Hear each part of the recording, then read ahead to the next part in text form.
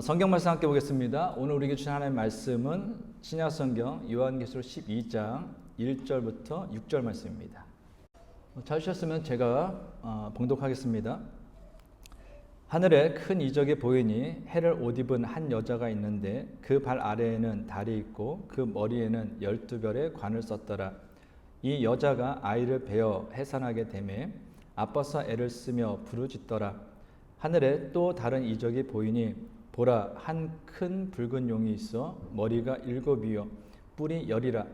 그 여러 머리에 7 왕관이 있는데 그 꼬리가 하늘의 별 3분의 1을 끌어다가 땅에 던지더라. 용이 해산하려는 여자 앞에서 그가 해산하면 그 아이를 삼키고자 하더니 여자가 아들을 낳으니 이는 장차 철장으로 만국을 다스릴 남자라. 그 아이를 하나님 앞과 그 보좌 앞으로 올려가더라. 그 여자가 광야로 도망하매 거기서 1260일 동안 그를 양육하기 위하여 하나님께서 예비하신 곳이 있더라. 아멘. 오늘은 하나님께서 예비하신 곳이 있더라 라는 제목으로 하나님 말씀 대언하겠습니다. 지난주에 말씀드린 것처럼 7째 나팔 심판 안에는 7 대조 심판이 있습니다. 그리고 7 대조 심판은 이 땅에 임하는 마지막 재앙이 됩니다. 왜냐하면 7 대조 심판으로 하나님의 진노가 모두 끝나기 때문입니다. 그리고 7 대조 심판과 관련된 내용은 요한계시록 15장과 16장에 자세히 기록되어 있습니다. 오늘부터 살펴볼 요한계시록 12장, 13장, 14장은 요한계시록 11장과 15장 사이에 삽입된 내용입니다. 그런데 요한계시록 12장부터 14장에 나오는 내용은 요한계시록 전체 핵심에 해당된다라고 이야기할 수 있습니다. 왜냐하면 잘 아시는 것처럼 이 요한계시록은 지금 사도 요한이 로마 제국으로부터 로마 황제로부터 핍박당하고 있는 그 당시에 기록한 것입니다. 그러니까 이 당시가 교회나 또 그리스도인들이 굉장히 많은 큰 핍박을 당하고 있을 때죠. 그런데 12장부터 14장에 들어있는 내용은 무엇이냐면은 왜 교회가 박해를 받고 핍박을 받는지 그 이유와 그리고 그 결과가 어떻게 되는지에 대해서 미리 보여주는 것이기 때문입니다. 어떤 일이든 이유를 알면 이해할 수 있고 결과를 알면 견딜 수가 있습니다. 이유를 알지 못하기 때문에 답답한 것이고 결과를 알지 못하기 때문에 불안하고 두려운 것입니다. 예를 들어 병원에서 검사를 받고 결과가 나오기 전까지는 불안한 이유가 무엇입니까? 결과를 알지 못하기 때문입니다. 분명히 건강이 옛날 같지는 않은데 건강이 좀 좋지는 않은데 이유를 알지 못하기 때문에 불안한 것입니다. 그러나 이유와 결과를 알면 어떻습니까? 건강을 좋지 않게 하는 그 원인을 제거하면 됩니다. 그리고 검사 결과에 맞추어 관리하고 치료하면 되는 것입니다. 그래서 하나님께서 요한계시록을 통해서 교회된 우리가 이 땅을 살아가면서 고난을 당하는 그 이유와 우리에게 주어질 결과에 대해서 미리 보여주심으로 우리를 하여금 이 땅에서 하나님의 백성으로서 어떤 상황, 특히 고난 가운데 있다 할지라도 절망하지 않고 끝까지 견디며 믿음을 지킴으로 하나님께서 예비하신 그 영원한 승리와 영광을 누리시기를 원하셨던 것입니다. 그러므로 성도님들 모두 인생을 살면서 어떤 상황 속에서도 끝까지 견디며 믿음으로 오늘을 살아가기 원하시는 그 하나님의 마음을 마음속에 새기시고 말씀 속에서 위로를 받고 말씀을 통하여 소망을 가지고 또한 말씀으로 승리할 수 있는 귀한 인생들이 될 수 있기를 바랍니다. 오늘 본문 1절입니다. 하늘에 큰 이적이 보이니 해를 옷 입은 한 여자가 있는데 그 발 아래에는 달이 있고 그 머리에는 12별의 관을 썼더라. 오늘 본문에는 2가지 이적이 나옵니다. 그런데 여기서 말하는 이적은 병을 고치거나 또 앉은 병이 일어나는 그런 기적을 이야기하는 것이 아닙니다. 여기서 말하는 이적은 헬라어 세메이온으로 사인, 표지판을 가리킵니다. 그러니까 오늘 본문에 나온 이 2가지 이적은 하나님께서 우리에게 어떤 사실을 알려주시고자 나타내는 표지판, 즉 표적이라고 하시는 것입니다. 첫 번째로 사도 요한이 본 이적은 여자입니다. 이 여자는 해를 옷으로 입고 발 아래는 달이 있고 또 머리에는 12별의 관을 썼습니다. 해는 성경에서 영광을 상징합니다. 그래서 성경은 하나님이나 그리스도의 영광스러운 모습을 나타낼 때 해같이 빛난다라고 표현합니다.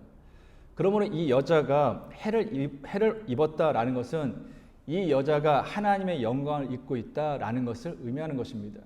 그렇다면 하나님의 영광을 입고 있는 이 여자가 누구일까요? 오늘 본문 5절 상반절입니다. 여자가 아들을 낳으니 이는 장차 철장으로 만국을 다스릴 남자라. 여자가 아들을 낳았습니다. 근데 이 여자가 낳은 아들이 장차 철장으로 만국을 다스릴 남자라고 기록하고 있습니다. 이 구절은 이 땅에 인간의 몸으로 오시는 그리스도에 대해서 기록하고 있는 시편 2편의 내용을 반영한 것입니다. 시편 2편 7절에서 9절입니다. 내가 여호와의 명령을 전하노라. 여호와께서 내게 이르시되 너는 내 아들이라. 오늘 내가 너를 낳았도다. 내게 구하라. 내가 이방 나라를 내 유업으로 주리니 내 소유가 땅끝까지 이르리로다. 내가 철장으로 그들을 깨뜨리며 질그릇같이 부수리라 하시도다. 그러므로 오늘 본문에 나오는 이 여자는 이 여자가 낳은 아들은 그리스도인 것을 우리가 알 수 있죠. 그래서 어떤 사람들은 오늘 본문에 나오는 이 여자가 바로 예수님의 어머니 마리아다라고 이야기하는 사람들이 있습니다.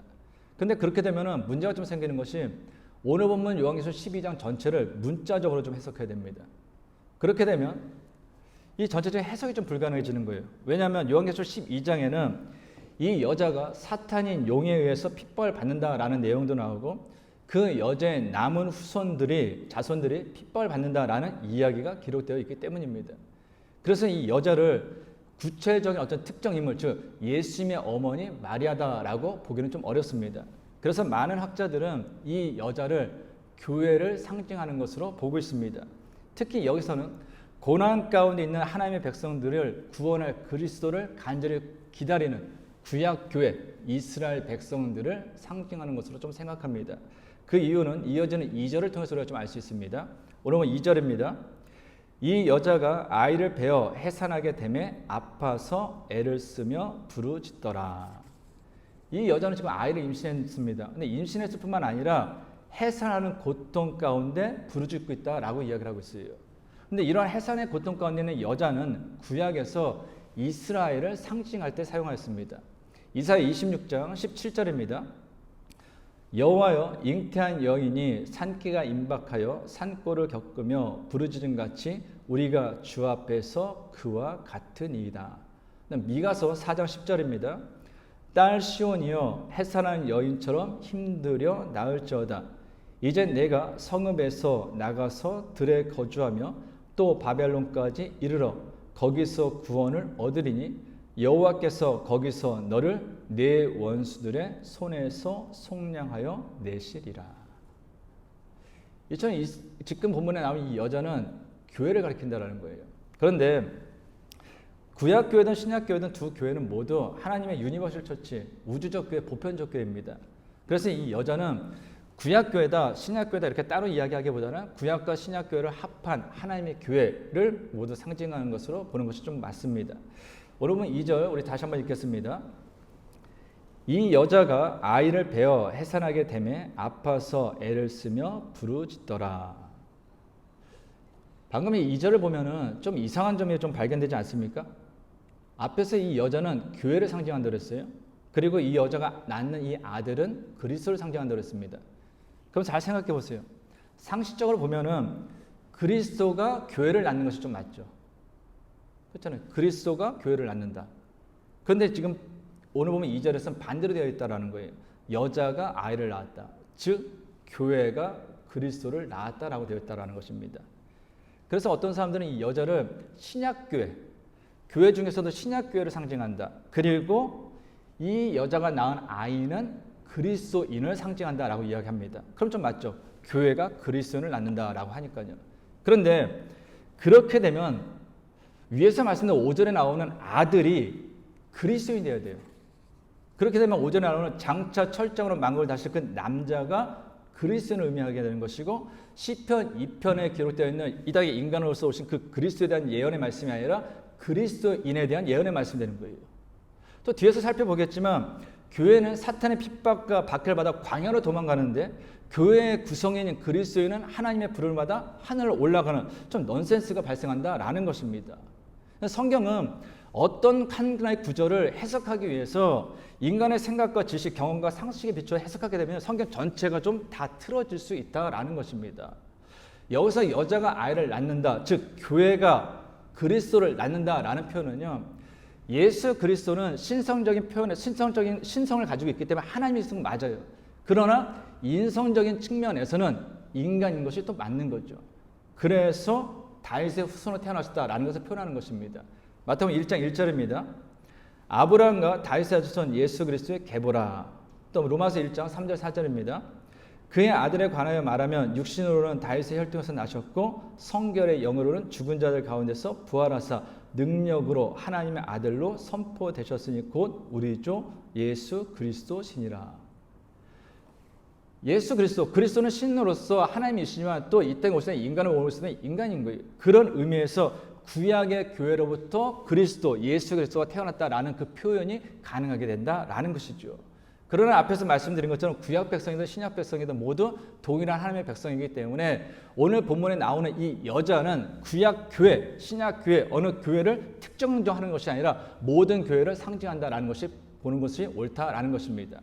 오늘 본문 3절과 4절 상반절입니다. 하늘에 또 다른 이적이 보이니 보라 한 큰 붉은 용이 있어 머리가 7이요 뿔이 10이라. 그 여러 머리에 7 왕관이 있는데 그 꼬리가 하늘의 별 3분의 1을 끌어다가 땅에 던지더라. 여자에 대한 이적을 본 이 사도 요한이 또 다른 이적을 보았습니다. 근데 이 이적은 머리가 7이요 뿔이 10이며 그 여러 머리에 7 왕관이 있고 그 꼬리로 하늘의 별 3분의 1을 끌어다가 땅에 내칠 정도의 능력을 가진 붉은 용이었습니다.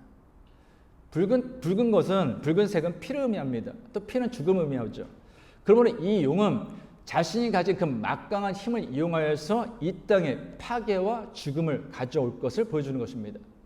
근데 이 용에 대해서는 우리가 그 정체를 정확하게 알 수 있어요. 왜냐하면 성경이 이 용의 정체에 대해서 분명하게 우리에게 말씀하고 있기 때문입니다. 오늘 보면 9절입니다. 큰 용이 내쫓기니 옛뱀 곧 마귀라고도 하고 사탄이라고도 하며 온 천하를 꾀는 자라. 그가 땅으로 내쫓기니 그의 사자들도 그와 함께 내쫓기니라. 성경은 이 용이 사탄이라고도 하고 마귀라고 한다라고 분명히 가르치고 있습니다. 그런데 잘 보셔야 될 거는요. 사탄을 상징하고 있는 용이 지금 무엇을 하려고 하고 있는가라는 것입니다. 오늘 보면 4절 하반절입니다. 용이 해산하려는 여자 앞에서 그가 해산하면 그 아이를 삼키고자 하더니. 붉은 용이 지금 어디에 있습니까? 아이를 낳으려고 하는 그 여자 앞에 있어요. 왜요? 이 여자가 아이를 낳으면, 즉 아들을 낳으면 그 아들을 삼킨다라는 거예요. 즉 이 여자가 낳는 아들을 죽이려고 이 용, 사탄이 기다리고 있다라는 것입니다. 무슨 얘기입니까? 사탄은 예수 그리스도께서 이 땅에 오시는 그 순간부터 예수님을 죽이려고 했다라는 것입니다. 그러니까 예수님의 일생을 보면 태어나는 그 순간부터 죽는 그 순간까지 온갖 수많은 사탄과 거짓 선지자들로부터 죽음의 위협을 당하지 않습니까? 실제로 예수님께서 태어나셨을 때 헤롯은 예수님 태어나신 그 당시 2살부터 그 아래 모든 아기들을 다 죽였습니다. 그처럼 사탄은 예수님을 죽이려고 사탄의 공격 대상이 예수님이었다라는 것입니다. 근데 사탄의 그 계획이 성공합니까? 실패하죠. 사탄은 예수님을 죽이려 했지만 예수님께서는 인간의 몸을 가지고 이 땅에 그리스도로 태어나십니다. 그리고 이 땅에 지내시면서 십자가의 죽음과 부활을 통하여서 그리스도의 사역을 완성하시고 마침내 하나님 나라로 올라가시죠. 오늘 5절 하반절입니다. 그 아이를 하나님 앞과 그 보좌 앞으로 올려가더라. 마가복음 16장 19절입니다. 주 예수께서 말씀을 마치신 후에 하늘로 올려지사 하나님 우편에 앉으시느니라. 그리스도 예수님을 죽이려고 하는 그 사탄의 계획에 성공했습니까? 실패했습니까? 실패했어요. 그럼 어떻게 될까요? 내가 저 예수, 저 그리스도, 이 땅을 구원한 저 그리스도를 내가 죽여야 되는데 죽이지 못해서 사탄이 그럼 내 계획이 실패했으니까 내가 잘못했습니다 하고 하나님께 자신의 죄를 자백하며 회개하며 돌이켰을까요? 아니면 두 손을 들고 항복했을까요? 모든 걸 포기했을까요? 아닙니다. 이때부터 사탄의 공격의 대상이 바뀌게 됩니다. 오늘 13절입니다. 용이 자기가 땅으로 내쫓긴 것을 보고 남자를 낳은 여자를 박해하는지라. 오늘 17절입니다. 용이 여자에게 분노하여 돌아가서 그 여자의 남은 자손 곧 하나님의 계명을 지키며 예수의 증거를 가진 자들과 더불어 싸우려고 바다 모래 위에 서 있더라. 예수 그리스도를 죽이려는 그 계획에 실패하자 사탄의 공격의 대상이 예수 그리스도에서 어디로 바뀝니까? 여자로 바뀌는 거예요. 여자는 누구라고 그랬어요? 교회예요. 그래서 사탄은 예수 그리스도에 대한 죽음, 예수를 공격하는 그 공격에 실패하자 그 뒤로부터 끊임없이 교회를 핍박하고 박해하고 있다라는 것입니다. 물론 여기에서 말하는 교회는 건물을 이야기하는 것이 아니라 예수 그리스도를 믿는 그리스도인의 우리 한 사람 한 사람을 이야기하는 것이죠. 그래서 예수님께서 이 땅에 다시 재림하시는 그 날까지 교회, 즉 하나님의 백성된 그리스도인들은 사단의 핍박과 박해로부터 결코 자유로울 수 없는 것입니다. 이것이 바로 오늘 본문을 통하여서 교회가 왜 이 땅에서 핍박을 받고 있는지, 왜 그 고난을 받고 있는지 보여주는 것이다 라는 것입니다. 우리는 여기에서 하나님께서 우리에게 주시는 다음에 몇 가지 좀 메시지를 발견하게 됩니다. 첫 번째는 교회는 즉 하나님을 믿는 하나님의 백성된 그리스도인에게는 영광스러운 모습만 있는 것이 아니라 고난의 모습도 있다라는 것입니다.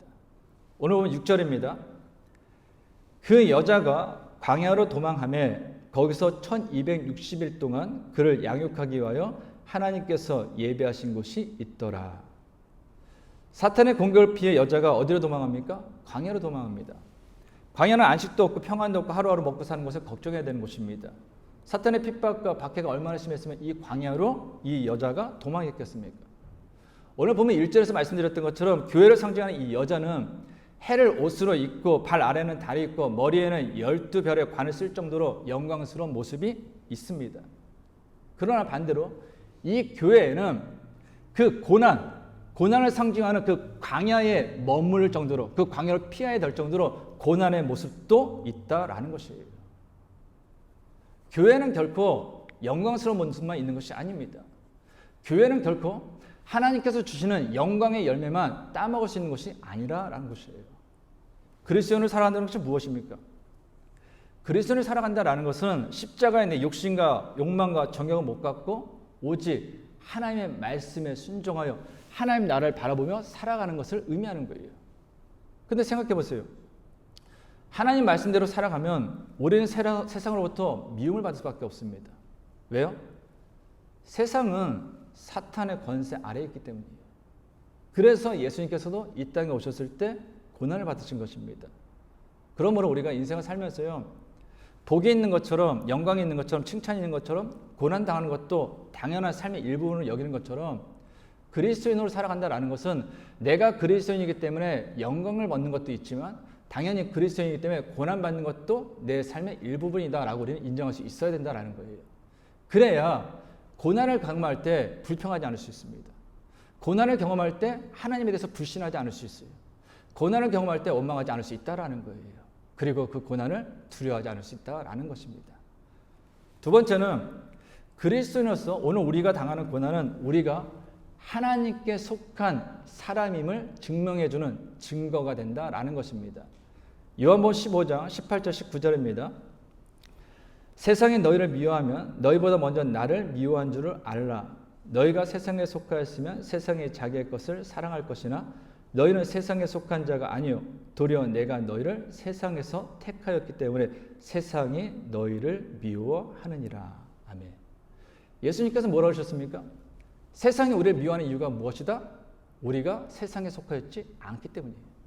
우리가 세상에 속하였다면 세상은 우리를 미워할 일이 없다라는 거예요. 좀 더 쉽게 얘기하면 이거죠. 사탄이 왜 우리를 미워하냐? 우리가 사탄에게 속해 있지 않기 때문이에요.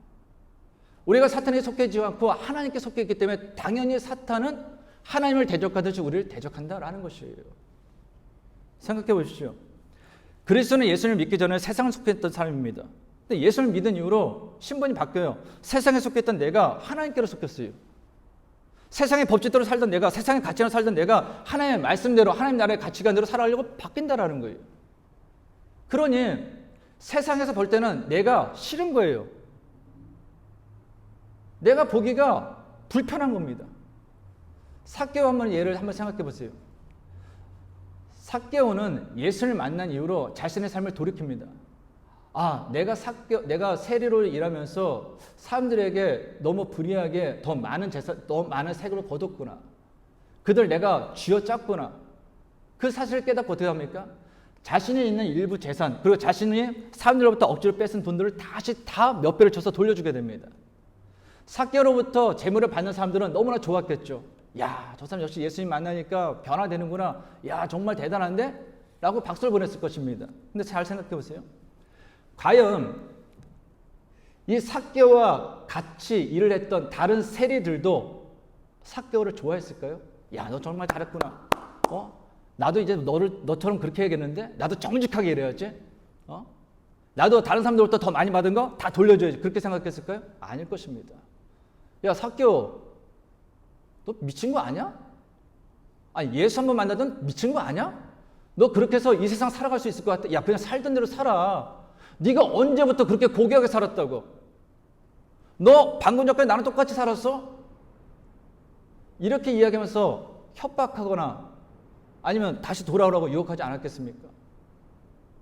그때 삭개오가 마음속에 이런 생각을 하지 않았을까요? 야, 예수 믿는 거 정말 쉬운 거 아니구나. 난 예수님 믿고 예수님께서 원하시는 그 삶대로 살아가면, 하나님 나라의 삶대로 살아가면, 야, 내 모든 것이 홍해가 열린 것처럼 잘 될 것 같았는데 이게 아닌데? 그냥 다 포기하고 예전으로 돌아갈까? 이런 생각하지 않았겠습니까? 그래서 예수님께서는 세상에서 그리스도를 살다가 고난당하는 사람들에게 이렇게 말씀하신 거예요. 진리의 길을 따르다 보면 세상은 너희를 미워할 것이다. 그런데 그때 꼭 기억할 것이다. 실은 세상이 너희를 미워하는 것이 아니라 나를 미워하는 것이다.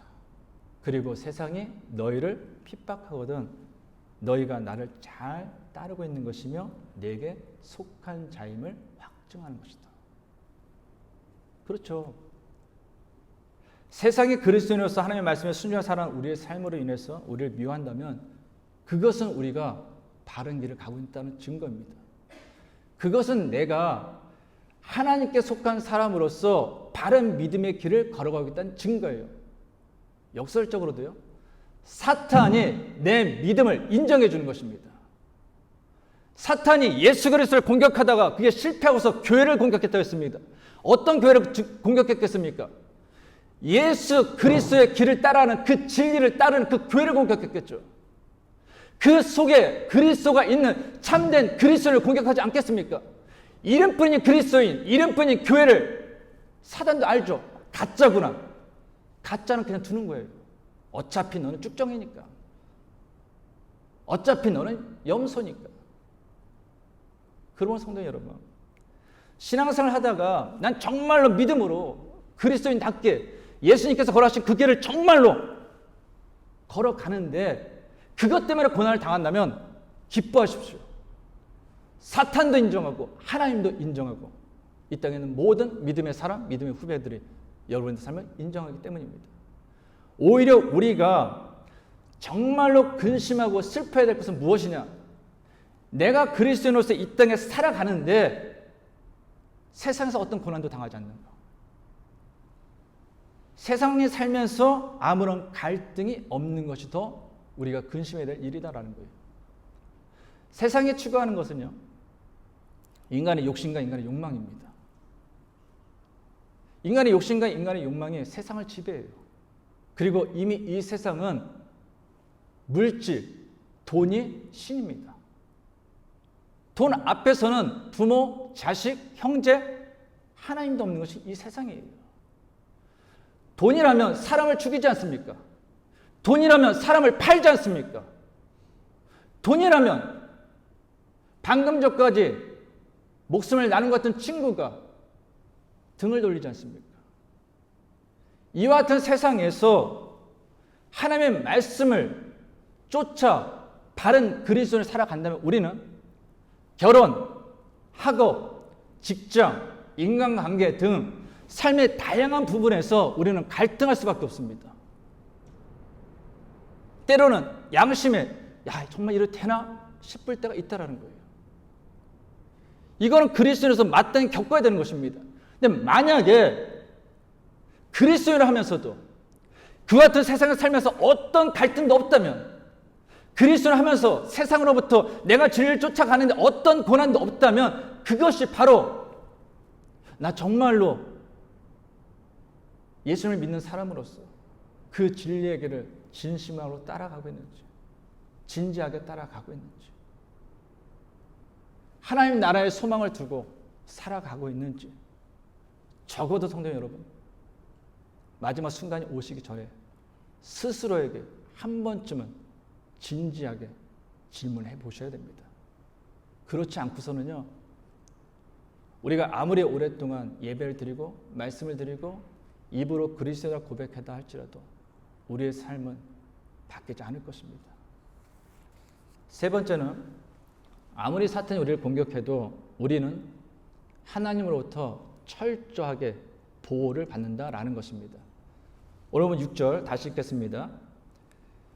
그 여자가 광야로 도망하며 거기서 1260일 동안 그를 양육하기 위하여 하나님께서 예비하신 곳이 있더라. 광야라는 그 장소만 생각하면 광야는 사람이 살 수 없는 것입니다. 분명히 그 광야는 인생을 살다가 실패한 사람, 패배자가 거하는 장소가 맞아요. 그래서 광야를 두려워하는 것입니다. 광야하고 싶지 않은 거예요. 그런데 믿음의 눈으로 보면 좀 달라집니다. 오늘 보면 6절 하반절에 뭐라고 이야기합니까? 여자가 고난을 피해 광야로 도망했는데 거기에 뭐가 있다고요? 여자를 양육하기 위해서 하나님께서 예비하신 곳이 있다라는 거예요. 이 구절을 표준 세번역 성경은 좀 더 쉽게 번역하고 있습니다. 다시 한번 읽어드리겠습니다. 오늘 보면 6절 표준 세번역 성경입니다. 그 여자는 광야로 도망을 쳤습니다.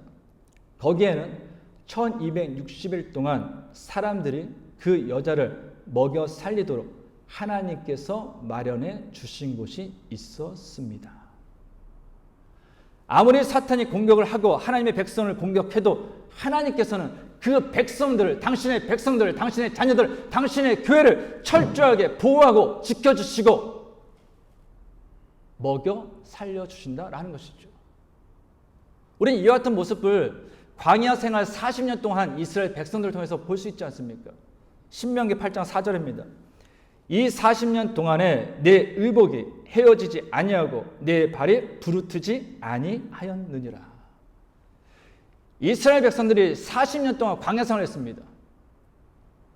40년 동안 광야 생활하는 동안에 그들은 먹는 것 때문에, 마시는 것 때문에, 옷 때문에, 신발 때문에 걱정하지 않아도 되었습니다. 이유가 무엇입니까? 하나님께서 날마다 만나를 내려주셨기 때문이에요. 물이 없으면 하나님께서 반석에서조차 물을 내려주셨기 때문입니다. 추우면 불기둥으로 인도해 주셨고 더우면 구름기둥으로 감싸 주셨기 때문입니다. 옷이 40년 동안 헤어지지 않도록 지켜주셨습니다. 신발이 터지지 않도록 해주시고 그 발이 부르트지 않도록 하나님께서 하나부터 10까지 모든 걸 다 지켜주셨다라는 거예요. 그래서 이스라엘 백성들이 그 험난한 광야 생활을 다 마치고 하나님께서 약속하신 그 가나안 땅에 마침내 들어갈 수 있었던 것입니다. 우리는 이 사실을 잊지 말아야 돼요. 우리가 믿는 하나님이 어떤 하나님입니까? 임마누엘 되신 하나님이에요. 그 임마누엘 되신 하나님께서는 내가 고난 가운데 있을 때 결코 나를 떠나지도 않으시고 나와 함께 하시기 때문에 내가 고난당하고 있는 그 모든 형편을 다 알고 계시는 분이시다라는 것입니다. 때로는 뜨거운 광야 같은 곳에 있을 때, 때로는 살갗이 다 찢겨나가는 그 차가운 광야 같은 곳에 있을 때, 때로는 수많은 짐승들이 나를 무너뜨리려고 나를 공격하려고 하는 그 광야 같은 곳에 있을 때, 때로는 먹고 살 문제가 해결되지 않는 그 광야 같은 곳에 있을 때, 때로는 내가 지금 거하는 이 광야가 내 인생의 종착역이구나 라는 그 절망을 느끼고 있을 때 주님께서는 나와 함께 하시며 나를 지켜주시고 보호하여 주신다라는 것입니다. 그 주님께서는 늘 언제나 우리 인생에 우리를 양육할 수 있는 예비한 곳을 준비하고 계시기 때문입니다. 그다음 성도 여러분, 하나님께서 광야 같은 그 인생길에 가는 우리들을 위해서, 우리를 지켜주시기 위해서, 우리를 보호해 주시기 위해서 예비한 것이 무엇이겠습니까? 하나님 당신입니다. 이 세상에서 우리를 가장 안전하게 철저하게 보호하고 지켜줄 수 있는 것은 하나님께서 예비하신 것, 즉 하나님 외에는 없습니다. 그래서 우리가 인생을 살면서 때로는 힘들고 어려운 일을 경험할 때가 있죠. 아픔을 경험할 때가 있죠. 때로는 돈 문제 때문에, 때로는 삶의 문제 때문에, 인간관계 때문에, 때로는 건강 때문에 삶의 모든 것이 흔들릴 때가 있습니다. 그러나 나를 안전하게 지켜주시는 그 하나님 안에만 내가 있다면, 그 하나님을 붙잡고만 살아간다면 그 어떤 대적도, 그 어떤 고난도, 그 어떤 질병도 우리를 쓰러뜨릴 수 없습니다. 그러므로 바라가는 사랑하는 성도들 모두 인생을 살면서 나를 온전히 지켜주시는 그 하나님, 그 하나님에 대한 믿음, 그 하나님을 붙잡고 주어진 삶을 살아갈 수 있는 귀한 인생들 될 수 있기를 간절히 주님의 이름으로 축원합니다. 기도하겠습니다. 하나님 아버지, 이 세상에서 저희를 안전하게 보호하고 지켜줄 수 있는 것은 하나님께서 예비하신 곳 하나님 외에는 없습니다. 그러므로 인생을 살면서 인간관계, 물질, 질병 등 삶에서 오는 여러 가지 고난으로 인해 광야에 거하는 것 같을 때 항상 함께 하시며 항상 보호하시고 안전하게 지켜주시는 하나님을 바라보며 끝까지 믿음을 지키며 하나님과 함께 오늘을 살아가게 하옵소서.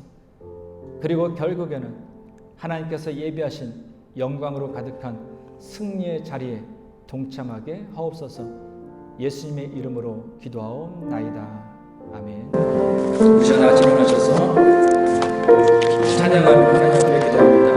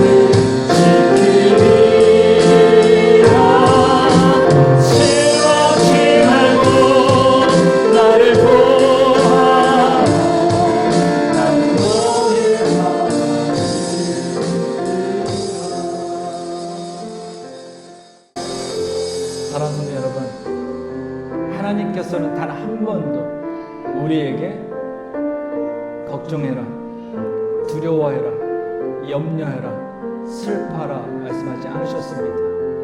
기뻐하라, 감사하라, 기도하라 말씀하셨습니다. 이유가 무엇입니까?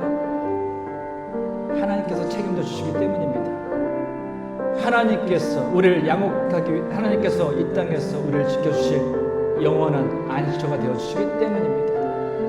그럼 우리 시간 같이 기도할 때 우리가 가지고 있는 모든 근심 걱정, 기도의 제목 주님 앞에 아뢰며 하나님, 나는 주님만 붙잡겠습니다. 나는 주님 안에만 거하겠습니다. 나는 그 믿음으로 살아가겠습니다. 주여 나를 책임져 주옵소서. 우리 같이 천주 앞에 기도하겠습니다. 하나님께서 성령을 감사드립니다. 하나님께서 우리를 지켜주시고 붙잡아주시고 우리 함께 하신 정보를 감사드립니다. 하나님이 저희 인생을 살면서 슬퍼할 때가 있습니다. 괴로울 때가 있습니다. 염려할 때가 있습니다. 붙잡아 있을 때가 있습니다. 지려운 가운데 모순할 때가 있습니다. 그러나 하나님께서 우리에게 말씀하여 주셨습니다. 이가 너와 함께 올 것이다. 이가 너를 지켜줄 것이다. 이가 너를 붙잡아 줄 것이다. 이가 너의 영혼의 안처가 될 것이다. 너는 이게 기도로, 이게 걸어, 내가 너를 책임질 거다 말씀하셨습니다. 그러므로 하나님이시여, 우리가 진짜 주 앞에 모두 사는 자가 되게 하여 주셔서 하나님께서 내가 믿음 안에 붙잡은 자가 되게 하여 주셔서 하나님을 영혼의 안처를 잡고 나는 자가 되게 하여 주셔서 이가 하는 것이 아니라 모든 걸 사는 것이오니 하나님께서 내 인생을 태워주시고 내 자녀를 태워주시고 내 배우자를 태워주시고 내 가정을 태워주시고 내 모든 삶을 태워주시고 교회를 책임져주시고 이 세상을 태워주시고 믿사오니 주여 오늘은 내 앞에 기도하는 자가 되게 해주셔서 하나님 앞에 붙잡고 사는 자가 되게 해주셔서 하나님 앞에서 하나님 가정을 사는 자가 되게 해주셔서 하나님 앞에서 영원한 믿음을 지켜보는 영원한 주님 앞에서 하는 세대를 신도 주옵소서 주시옵소서.